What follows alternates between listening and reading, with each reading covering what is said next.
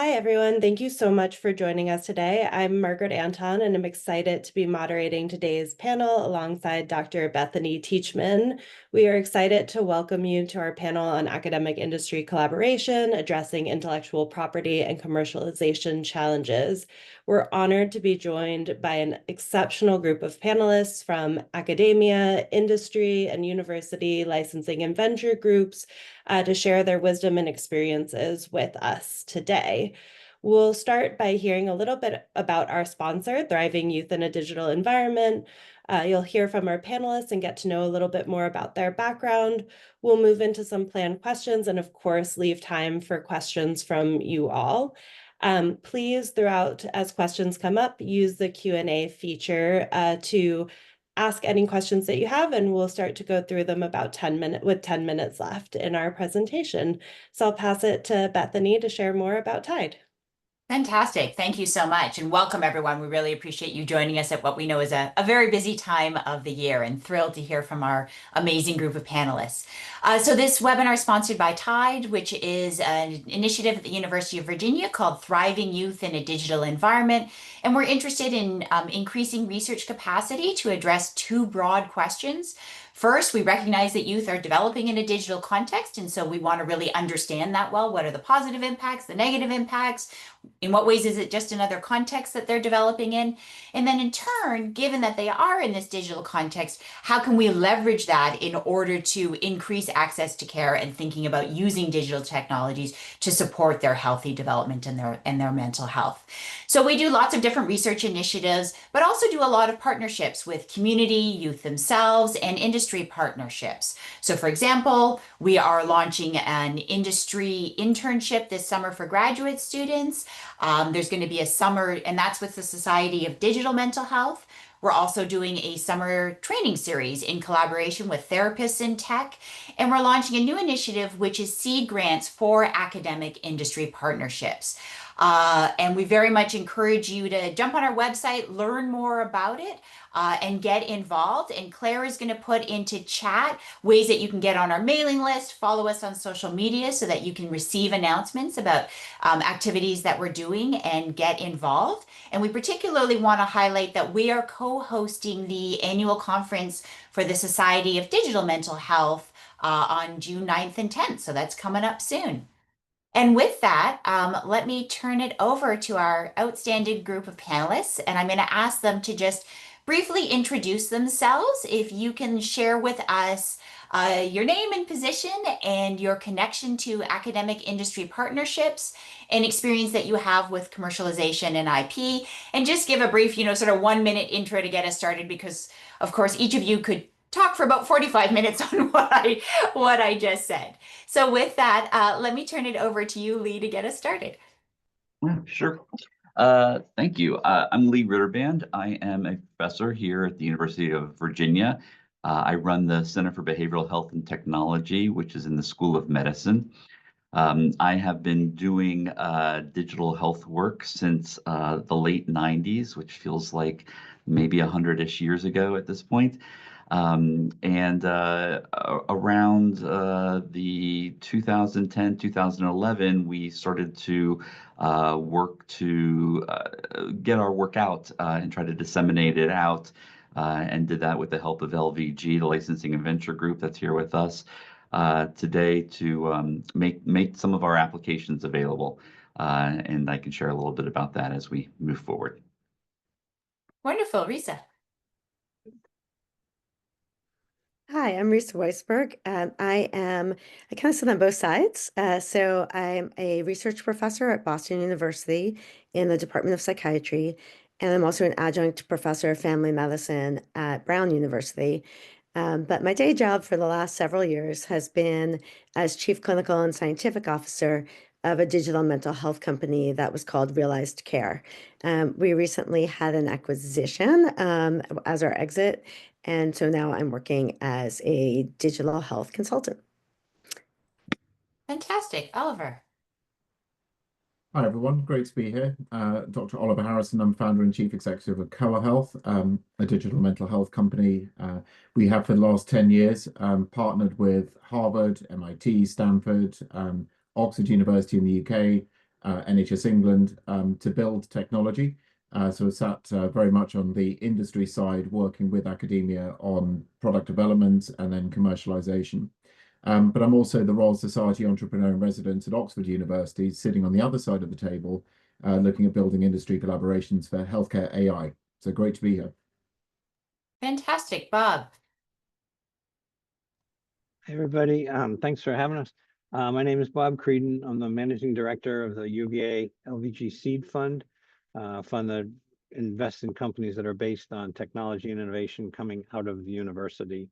My background is I sold my company back in 1990 and went over to the dark side of venture capital and have been there since then as an early stage investor, first money in tech, life science. The only thing I don't do is consumers, but seen a lot of great things.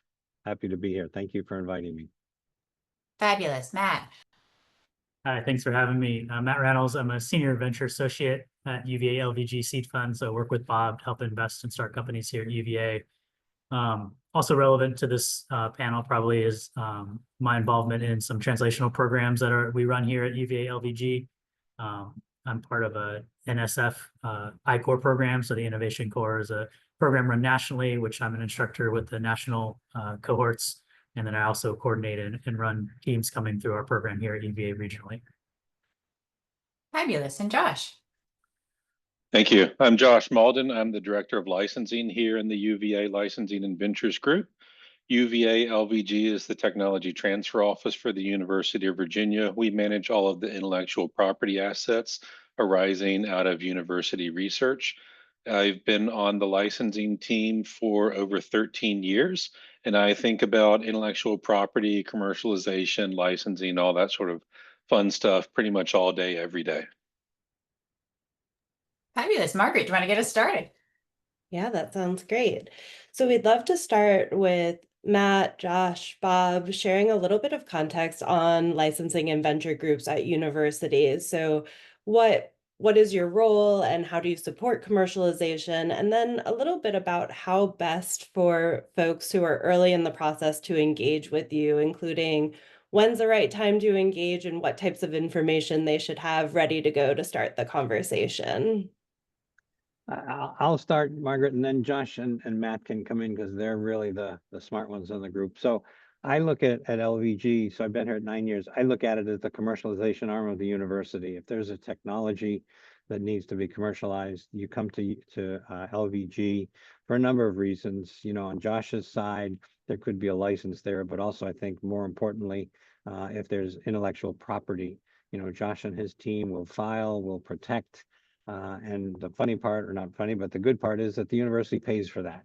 So I think a lot of faculty members don't understand that. But so LVG, this commercialization arm, it's got the licensing and the tech transfer group. Matt and I sit on the other side of the office doing all the funding. And think of LVG as you meet with a faculty member, that faculty member discloses, patent questions are asked or answered. You know, then there's a possibility of, is there a new venture? You know, Matt's program and the I-Core, you can walk through that and really understand if there is something there. And then if there is, then the fund, as well as Josh's team, are all part of a team, can help you raise money, start the company, move it forward, you know, things like that. So Josh, Matt, fill in where I left a lot of things out probably. That was great. Thanks, Bob. I think of what we're doing as a form of dissemination. All of the research that happens at the university gets disseminated through traditional means like publications in peer-reviewed journals, presentations at professional conferences, teaching students and having them enter the workforce. These are sort of the traditional ways that knowledge gets generated at the university and then makes it into the public. You know, the majority of research in a university setting is carried out with taxpayer-funded federal grants. And so there is an expectation that the general public is going to get a benefit from the research. And commercialization is just another means of disseminating knowledge. But to me, the important thing there is that it breaks down the educational barriers that the customer has to have in order to learn from that knowledge. So if you're publishing in peer-reviewed journals and things like that, particularly when you're talking about people doing really high-tech stuff. You're talking to a very small audience of very highly educated individuals like yourself, and it's a pretty small circle. Commercialization can break down that barrier so that anybody can get access to the technology, and you might not need to really understand why something works, how it works, so long as it's got sort of like a start and stop button, and you can follow the basic design of whatever the product or service is. It's just another way to get information into the hands of the public, by lowering that sort of educational barrier. Yeah, I think that's a great overview of the way we think about the work we do here. The only thing I'll add maybe too is that the other piece I see our role being is helping to provide a framework to enable that commercialization. I think a lot of times coming out of academic research, technologies are developed to easily go after the next grant or create the next collaborative partnership with another research group. And the role of all the resources I think we have at LVG are enabling sort of a separate type of framework that enables those things to find a commercial opportunity, which can be a very different path than finding sort of the next academic opportunity for that research. So I think a lot of the programs we run, the customer discovery, programs that, I particularly oversee are all really helping give researchers tools in order to help them understand what this opportunity means to go after a commercial market, to create a commercial partnership, and hopefully give them some basis and framework that they're not necessarily have been trained for in the past. But those are the types of resources we're trying to build and sort of engage with and help them as, put them in the toolbox that they have in order to do the dissemination of research as Josh described. One thought I think, Bethany, just to add, is that in my experience, I think Josh and Matt the same, all of our faculty members want to have impact in a market or with a customer base. And I think when you think about that, your question, how early, the earlier you come to LVG, the better you are, because we can help that path, whether it's a license or a company, all with the goal, which is our goal as well as the faculty members, of let's get this into the market and have some impact on a specific group of customers. So early is often, and I think, all with the goal of impact. I think that's great. And yeah, I will just say, as someone who was later in that, waited in that process, LVG had reached out to us as we were doing development work, and I hadn't really understood and taken advantage of the resource. And then when a company did want to license things that we were doing, it was like a crash course to try to figure it out. So I will, in the mistakes made category, say that I wish I was having those conversations earlier in the process. Let's turn a little bit.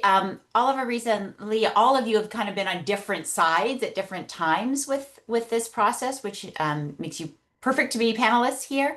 Would love to hear, the different instances that you've been involved in. How did you approach conversations about IP with your partner? How did you navigate some of those differences and expectations around IP ownership? Oliver, why don't you start us off? Then we'll open it up.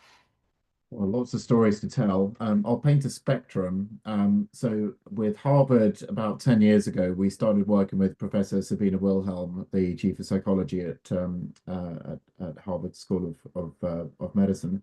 And we shared a vision, but we didn't really have more than that. Sabina had content, we had some tech, and we started out building de novo a new technology we call Perspectives, for looking at body dysmorphic disorder, and then we moved on to OCD and then depression and so on.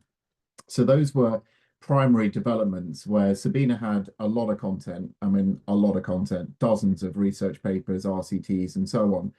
And really, I think what that process looked like was my user experience people saying, simplify, simplify, simplify. If you're going to do digital, you're going to do an app, you can't do war and peace, right? You need to boil everything down. So a lot of to and fro, sensitive to the clinical side, but also sensitive to what a digital experience that's engaging looks like. We then ran a pilot study for each of those programs, and then we ran a pivotal study in conversation with FDA. Ultimately proved in the literature that the technology is transformative in terms of access, clinical outcomes, and cost effectiveness. a 20x increase in the productivity of mental health professionals with better clinical outcomes than face-to-face. So the secret sauce worked. And then we took those products to market. By contrast, with Oxford University, a lot of taxpayer-funded research had already been done and implementation studies alongside the RCTs. So actually, we picked something off the shelf pretty much, but which had been built on research infrastructure by research software developers. So we've then had to refactor for data security, HIPAA compliance, cybersecurity protections for scale up and so on. But whereas the first example was co-creation, so the foreground IP was largely owned by both institutions, and then we had a cross-license to allow us to commercialize. With Oxford, the IP was owned by Oxford, and we've got a license agreement with them, which allows us then to go ahead and commercialize. Lots of intermediate points on that spectrum, but hopefully it's illustrated just to look at what the two ends look like. Leah, Risa, do you want to jump in with your experiences? Sure. So in some ways, kind of similar in two very different types of IP that we were engaged with. So one actually was with Oxford.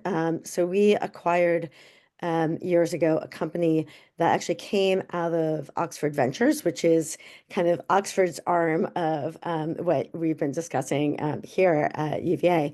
And in acquiring that company, we then obviously acquired the original IP as well. And in that case, it was a full packaged, tested product that was a digital intervention that we were just acquiring as a complete treatment that we could then bring onto our platform and make some adjustments as well to make it, more suitable also for a US market in addition to the UK market where it had been utilized before. Some of that was simple things like there was a driving exposure and we kind of wanted the cars on the right side of the road, things like that. And so, but we bought it as a whole unit, the company and the product. In other case, it was more like what Oliver was discussing with Sabina at MGH. What we purchased and in-licensed from IP was a professor's content and treatment that he had been doing sort of, in real life, and that we believed would very well translate into the modalities of digital health. And in particular, our company was primarily building in virtual reality. And there were aspects of that intervention that we thought were particularly well suited for virtual reality because it had a real focus on both mindfulness and on cue exposure, two things that work really well in VR. And so we purchased or in-licensed with him the IP, which was really just the clinical content rather than the product. And then we co-developed that product. He was at the University of Utah at the time. And so some of that IP he actually had already kind of individually owned because he had formed his own little company for it. Had published some of it in books, right? So then we had to deal with the publishers as well and the copyright and which things were, could we pull over and which things couldn't we, as well as sort of the University of Utah. In the process of our working on co-development for that study, he moved universities to University of San Diego. And so we had to then kind of rework some of our IP arrangements as that happened and really have a conversation with University of Utah and University of San Diego together to figure out who was kind of owning which pieces of things. It got even more complicated, which we can talk about later in lessons learned, because we did apply for an SBIR grant for that particular co-development. And in case some of the audience members don't know what SBIR grants are, do you want to give a 30-second of what that is? Sure. SBIR grants are small business grants that are granted by the National Institute of Health in the US. They are granted to an industry partner. They are granted to a business to do work to put together a small business in service of public health. And most of the time, they also have an academic partner or partners involved. And so, but the grant actually goes to the business entity.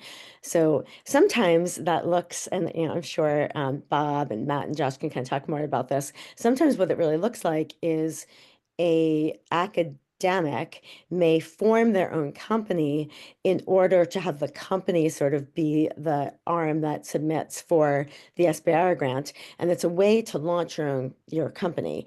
Other times, like in our case, we were already a existing company. We were venture funded, and we wanted to develop this one product with money that we weren't getting from our venture partners. And so then we applied for this SBIR grant together with the professor that we had in-licensed the IP from. Yeah, I can share a little bit. So I touch on some of the similar items that Lisa and Oliver touched on. We've been building these interventions, as I said, since the late 90s, and we've stayed fairly true to some of the concepts and the model that we had in mind for what these interventions should look like. We tend to focus very specifically on fully automated systems, not including human support into these, because we feel like fully automating these really allows us to disseminate these in a broad way, and then adding a human element might reduce the ability to disseminate. And these are very interactive, tailored programs, but they're fully contained. And we had some early success with a few early areas of focus. One was in diabetes, and one was in pediatric endocrinology. And then we got into doing some sleep work and really focusing on insomnia. And it's the insomnia work that really took off.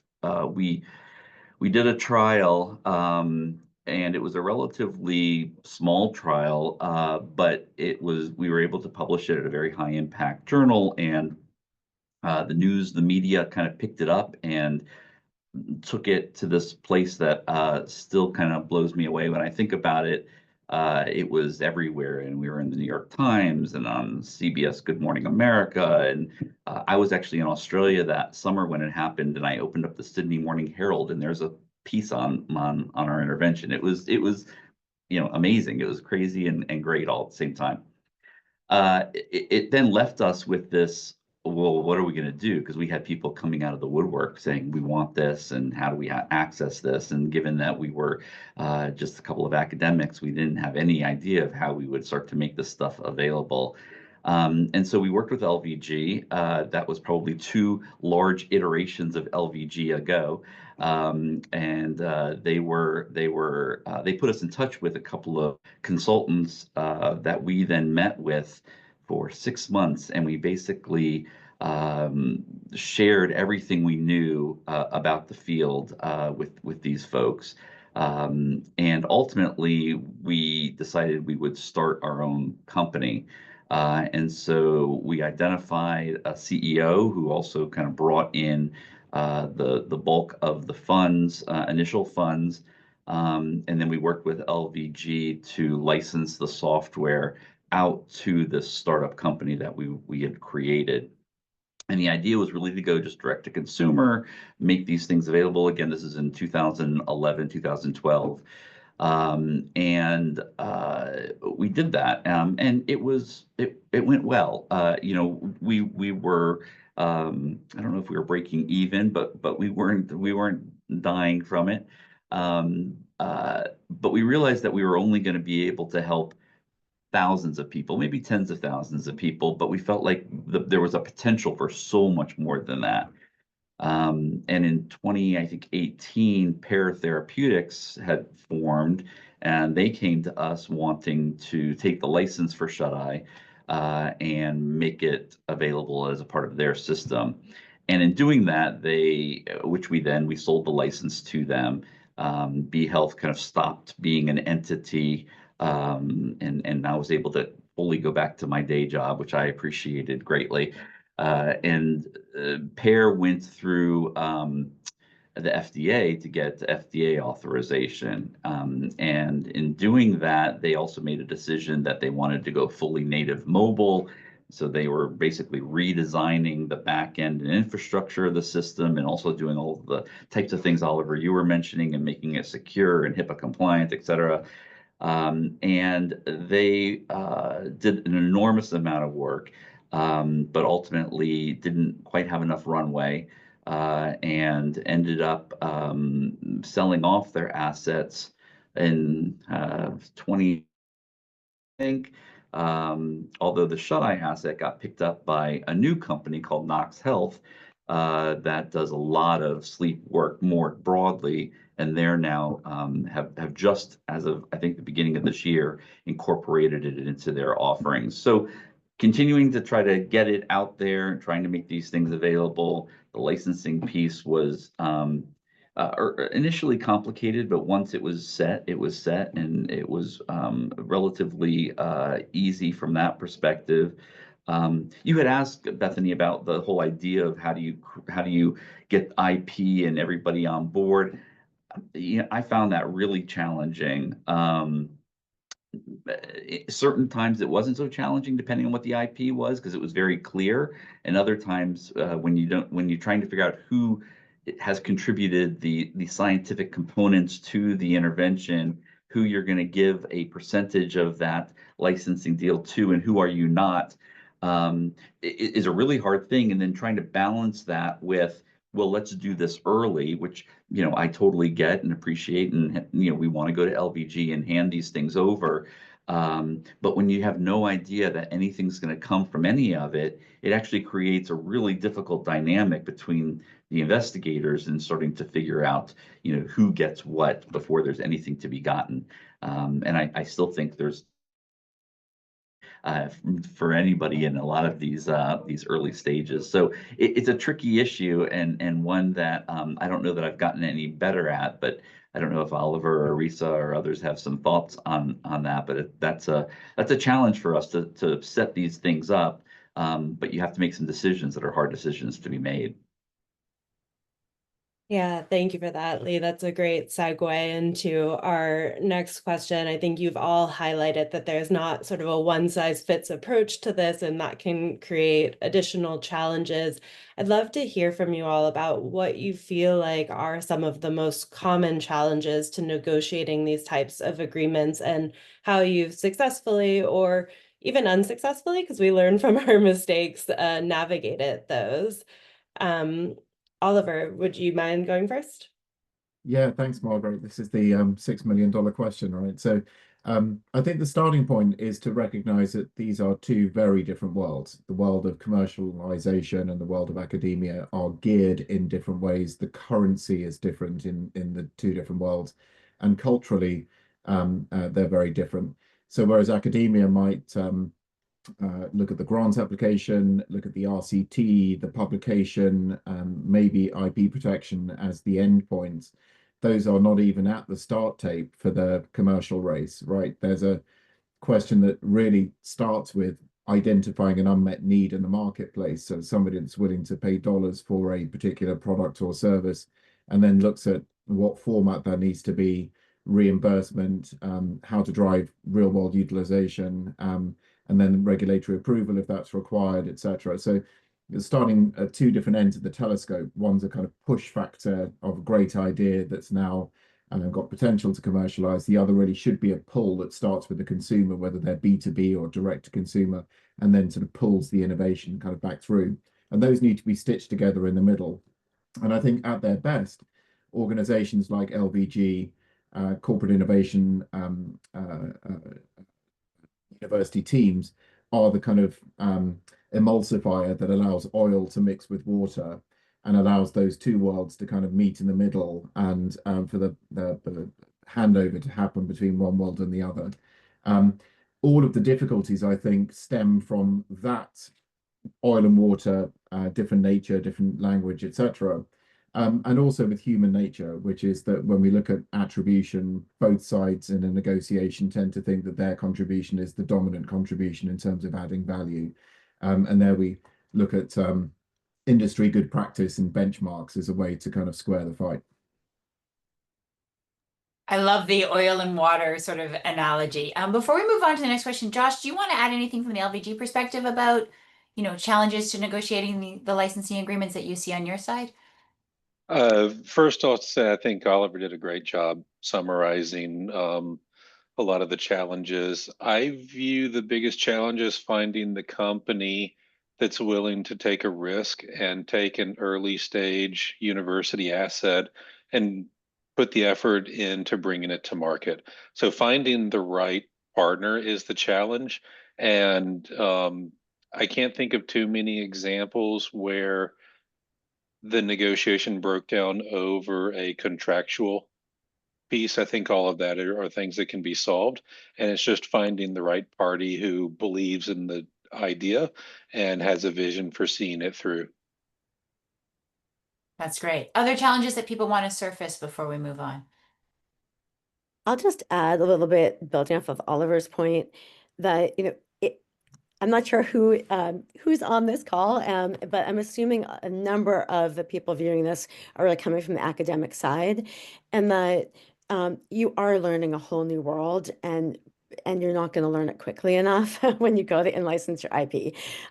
It's completely different than what you've been used to, and the people that you're going to be negotiating with through your university is going to help you to do that.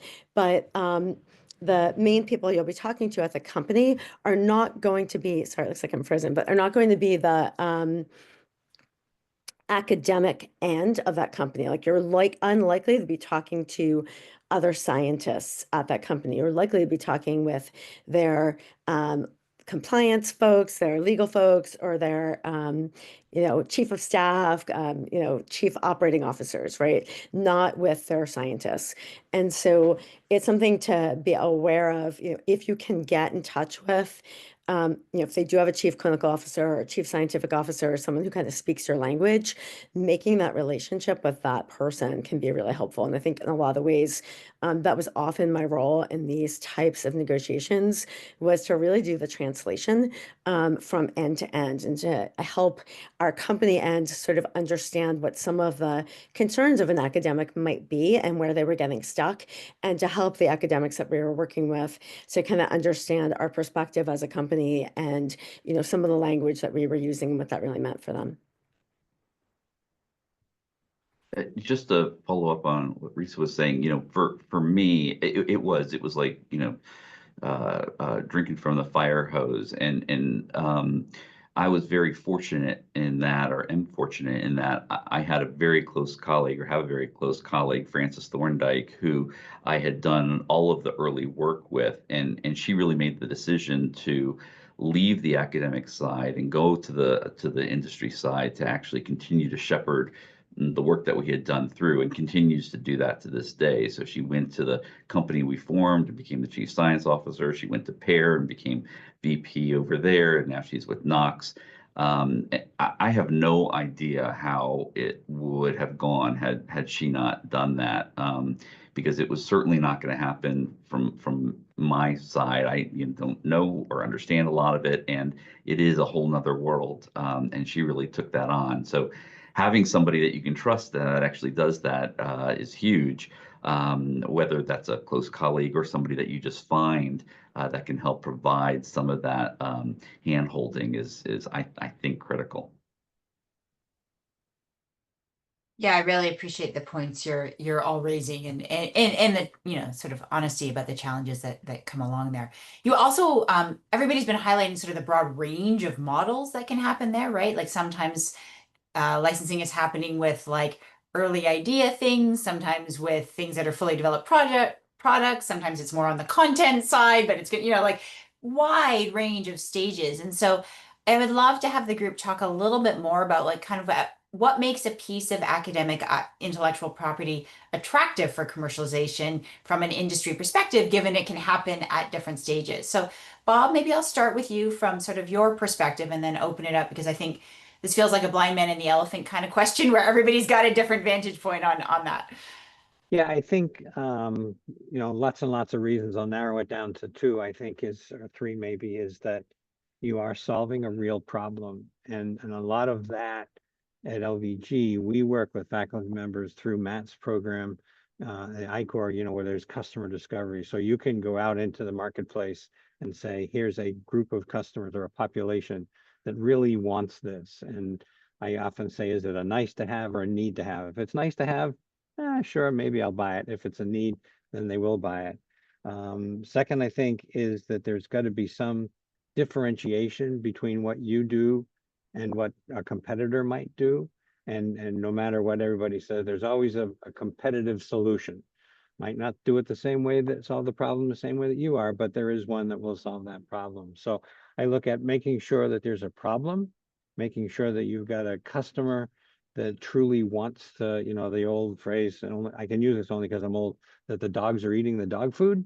And that, there is a unique differentiation in what you do versus how the problem is being solved today. And that's kind of where I think Matt and I start with our initial meetings to understand when we meet with faculty, are those three things there? Can we do that? And that's why a lot of them, faculty we meet with, go to, Matt's I-Core program, because that's like so good in understanding and trying to discover, do we have something that people will buy, or no, we shouldn't go make these tweaks or go back to the lab and do something else. I'll just add, since Bob brought up some of the programs that we run, I think the other piece is that we're not pushing teams to really solve all these problems on their own.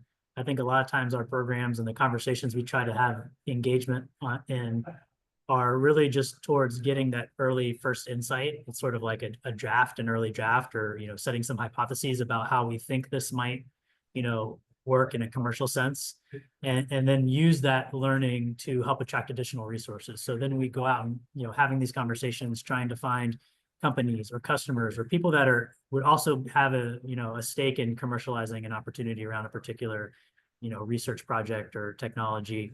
And I see the process as really trying to snowball and attract resources over time, and what can you do today that gets you a step closer to that going forward. So I think a lot of times people want to have, okay, well, this is the answer of how we're going to commercialize this, and I think that's never going to be the case, that you're going to get that answer.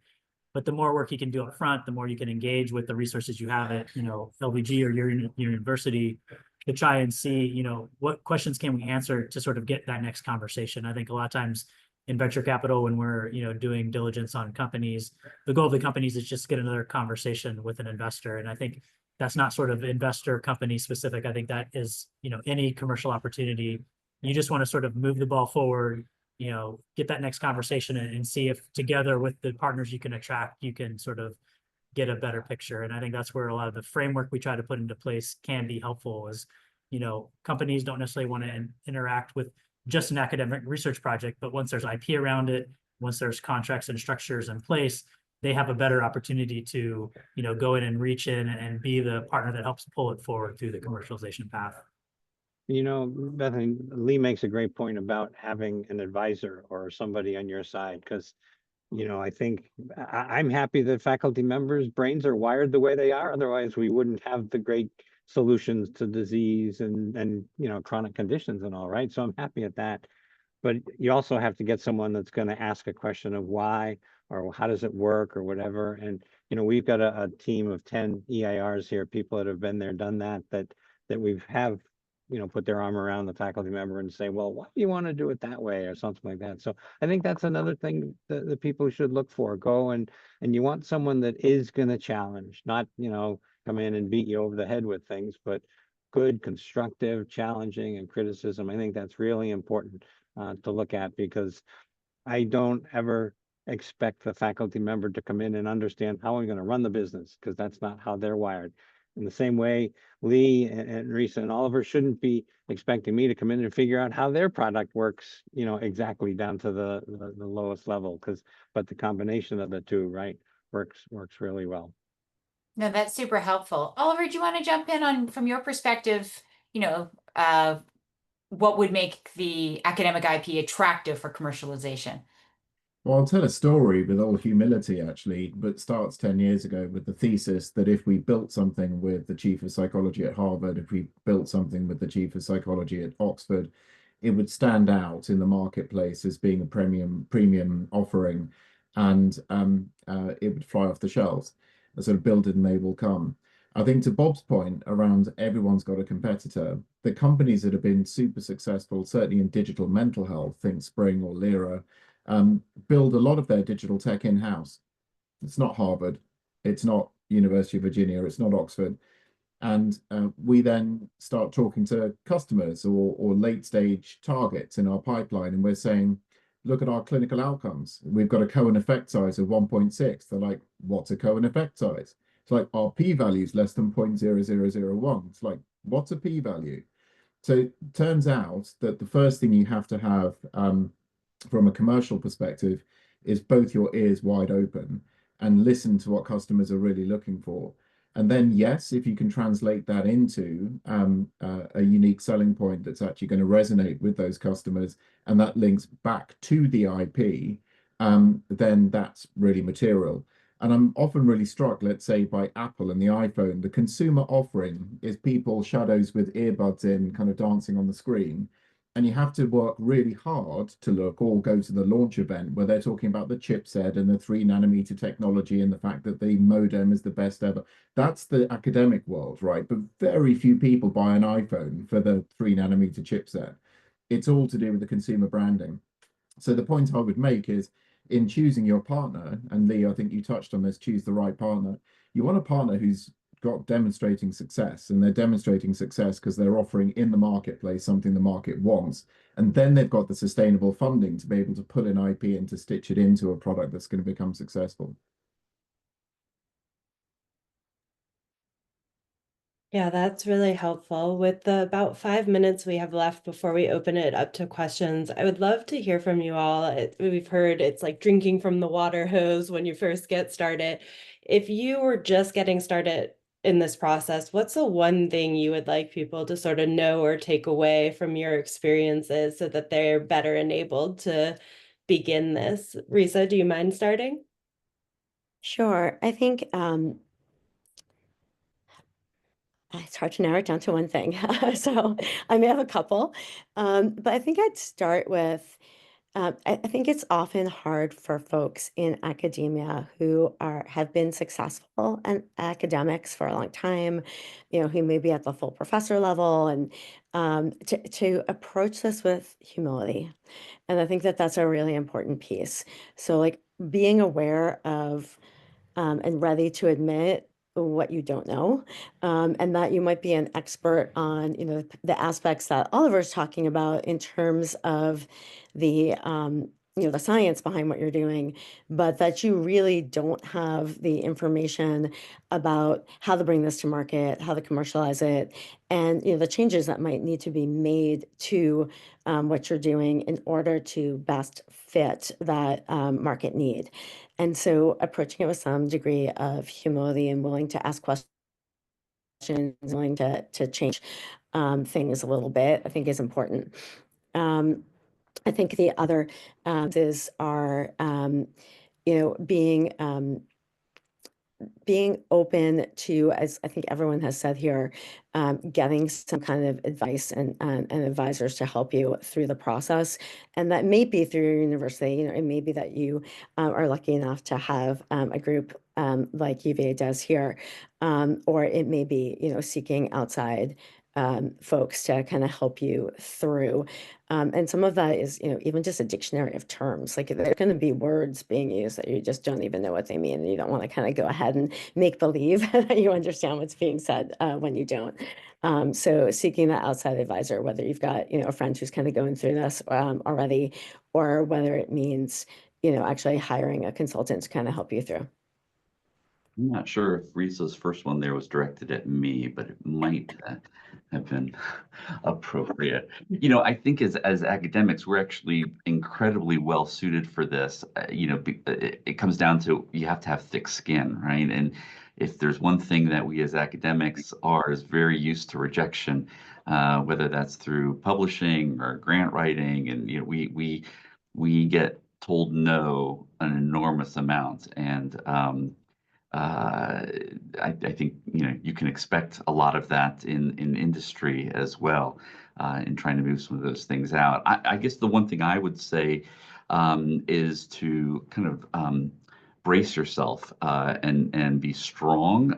You know, I think one of the things that was always super important to me, and I think is probably important to most people who are doing this, is that the scientific integrity is maintained. I think there's a real concern that when you let things go out into industry, that not everybody will protect the science in the way that we believe and feel is important. And so continuing to have a part to the process, continue to keep your hands involved and being somehow connected to it to ensure that happens, I think is really important, because it can go off the rails fairly quickly if there isn't somebody who's providing that guidance. And be humble, like Risa said, that one. Other lessons learned that people want to highlight before we move to one of the audience questions? I'd say the commercial success is like a symphony, right? It doesn't matter if you're really, really good at playing the trombone, just playing the trombone louder is not going to make a better symphony. So I think you need to recognize that this is a real kind of team sport, and outreaching to people with humility, doing that early, getting guidance from people whose job is to work at the intersection between academia and commercial, all of the above, and expect to learn a lot by doing it. It's very satisfying to have played a small part in a big symphony. Oliver, with these analogies, I'm going to use these. Is that okay, Oliver? That's two. Yeah. That's background IP, Lee. And as a former terrible trombonist, I'm a little hurt, but I appreciate the comment nonetheless. Josh, did you want to jump in? Just to add two little tidbits to kind of summarize what other people have said. One, for any of the academics interested in starting the company, just recognizing that a company is not an extension of your lab. And if you're approaching it from that mindset, you're kind of setting yourself up for failure. And it seems kind of simple and dumb to say out loud, but a company needs to make money. And if you're not sort of focused on that, your company's probably not going to get a whole lot of traction.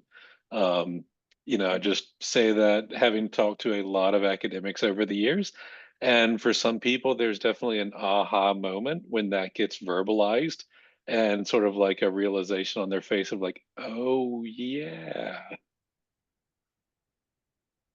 Totally fair.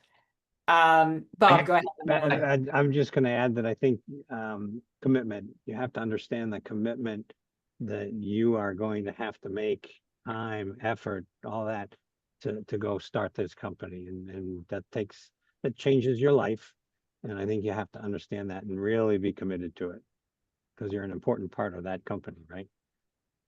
Yeah, and just it can be really amazing to see, you know, when there is a team in place that wakes up every day to have this commercial, you know, vision come to life. That can be really cool, I think, for, you know, an academic, a project that started in academic research. It's not just another side grant, another side project, but it's actually a thing where people are committed. They're waking up every day to make sure this thing succeeds. And I think, you know, taking the advice that we've talked about today, seeing that through and building those teams can be a pretty fun experience. Matt, you and I have to talk to Josh about companies making money, because I'm not sure any of us are. How does that happen, Josh? What? Let's turn to a couple of our audience questions. So first one, great panel. Thank you all. What are some examples of differentiators in digital mental health offerings? Differentiators seems especially difficult to find in software-based solutions. Anyone want to take a stab at that one? Tell you what the market wants, which is basically a big bouquet, right, with lots of bells and whistles. What we thought they wanted was efficacy and program completion and satisfaction rates. It turns out that the Hollywood is more important than the Nobel Prize winning.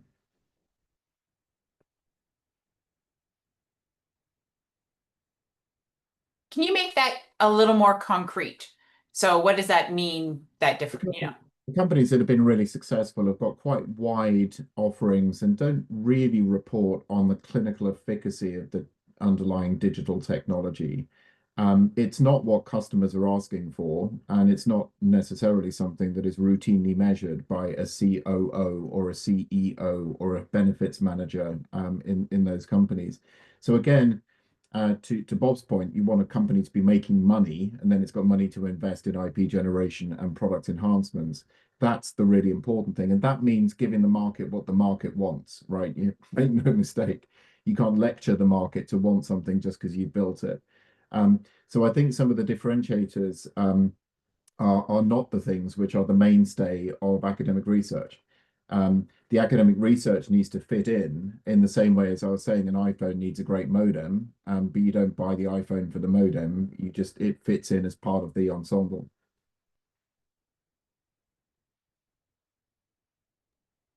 Other comments people want to share on differentiation? Otherwise, I'll move us on to another question.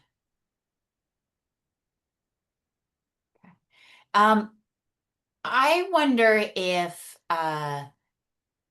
any of your advice is different at this moment compared to what it would have been a year ago, as you think about changes in policy, changes in the economy, changes in, all of those different pieces that are happening right now.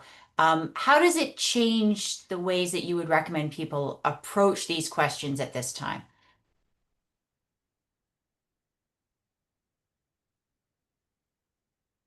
I'll go. I think people, so doing this investing for a long time, I think a lot of people don't pay attention to the basics. Everyone gets the bright lights and all that, and this is what I'm going to do. Like today, everyone, you just add AI to your company message, and all of a sudden, you're the darling of everyone. And yet, I think a lot of people just stay away from the basics. So I think if you go to the basics around product development and marketing and messaging and financial understanding and making sure your customer, that you identified your customer, you're not just going out. Matt and I have had 4 or 5, maybe more companies come in and say, well, we're AI and you should invest. And then when you dig deep, there's no AI there, right? So I think you got to understand customers and pay attention to the basics. And I think you're ahead of 80% of the world, and how what's going on in the world today affects those basics. I guess you got to address that. But that's just my thinking.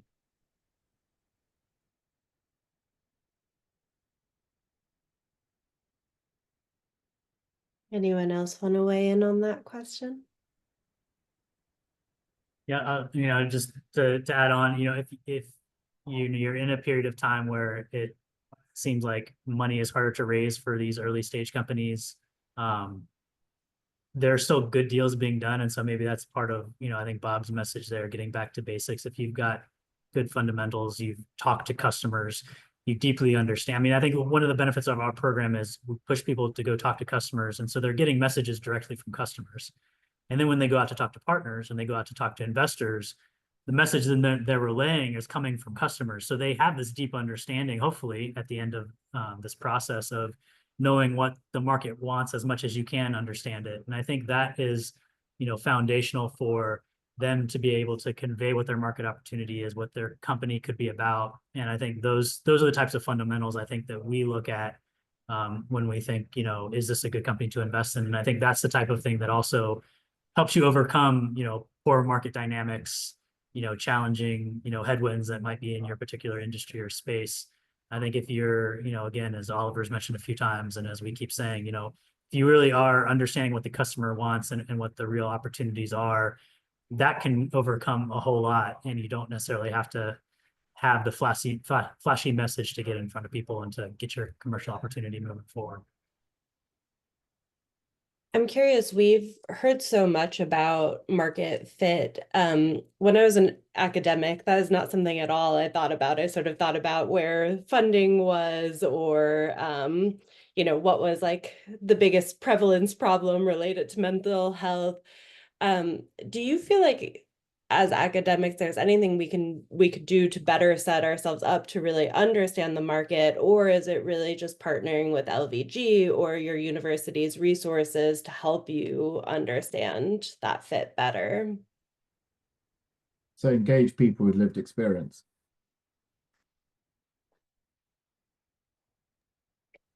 I'm curious, Oliver. So it's, now that I sit on the industry side, so much of it is, the direct people who are going to use the product, but also employers or payers or insurance companies who we're trying to fit into the market of too. Do you feel like both of those perspectives are really important? Yeah, I would say being a benefits manager is a lived experience. So go speak to them too. So not just people with mental disorders, but also people who are going to buy, and ask them what would make them buy, what would make them switch from their incumbent to a new offering. Can I ask a pain in the neck follow-up question that kind of brings together some of the different challenges that people have been raising? So a lot of the, suggestions about partnering, needing to really talk to lots of people to understand that market fit all make perfect sense to me. And Matt, you described, sort of the ICOR program, for example, and I've gone through part of that. One of the things that was really interesting to me is like we were asked in that program to talk to 200 different stakeholder members, and that made a ton of sense to me as to get the information that you're all talking about. But if you're in the position that I was or that Lee was describing, where you're not necessarily looking to give up your day job, but you maybe don't yet have the partner who wants to like give up their day job and do that, how do you take the steps to kind of make that link so that, because it's not going to happen without that due diligence and that commitment and that time that you're all describing.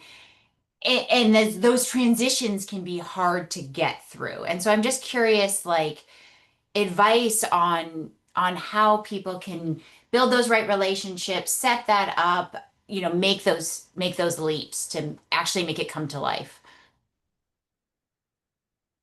I'll just say with a lot of our teams, we try to encourage involving trainees that they might have in their programs. I think a lot of times trainees have the time and ability. It can be a sensitive subject if they have additional things they need to be focusing on, the research projects in the lab, but the more you can do to engage them, as this is potentially, something that could help them network career opportunities down the road, help them understand something that might be an opportunity outside academia.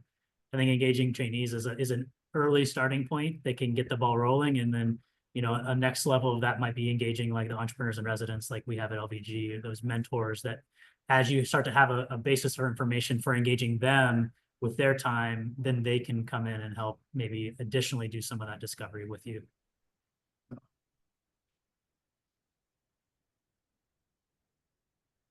And You know, go ahead, Bob. Bethany, what I see and have seen is that basically you're building your solution per the customer's needs and demands versus you back in the lab. I'm going to build it this way because that's what I know, or that's what two people.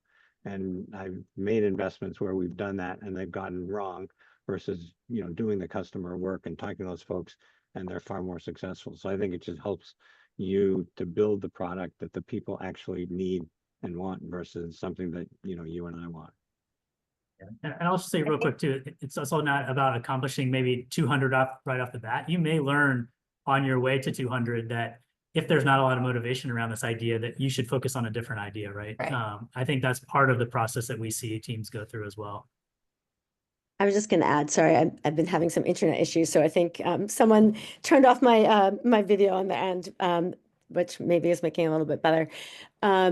But I was just going to add, I think this goes hand in hand with that piece of like potentially starting early, and you're starting with a really different mindset, and I think that's the tricky piece, right? So, I think in most academic labs, you're building something either based out of, what is the next step in the science, right? Like, what was sort of the discussion section of your last major paper saying still remains to be studied, or based on what you think NIH might be looking for, for funding, right? So what are the new RFAs that are coming out, and what is the foci there?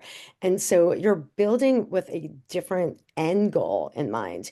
And I think that's the really tricky piece too. It's not just like, how do we do market research with 200 end users, but it's this piece of like, in market research, you never want to be starting with the solution, right? You need to go into that starting with what is the job to be done? What is the problem? What are people willing to pay for? and then build your solution around that. Whereas when you're in academia and you've got this thing you've kind of already been working on for a while and proven through your research, you're by that very nature starting with the solution. And so finding the way to kind of get if you're starting to build something that your goal at the very beginning is, I would love to see this be broadly scalable. I would love to see this get into the hands of people everywhere, which, to quote Josh early on, who said, commercialization is dissemination, right? And if you sort of see that vision early on, then I think you need to include that work from the very, very get-go. Thank you so much, everyone. I know that we are at 1 o'clock. That seems like a perfect place to sort of wrap up. Please continue the conversation with us. I've put the link to the TYDE website where you can find different ways to get involved and link to the academic industry partnership opportunities that we're starting. And a huge thanks to all of our fabulous speakers and panelists. We've really appreciated your wisdom and chance to learn together. Thank you so much, everyone. Thank you. Thank you.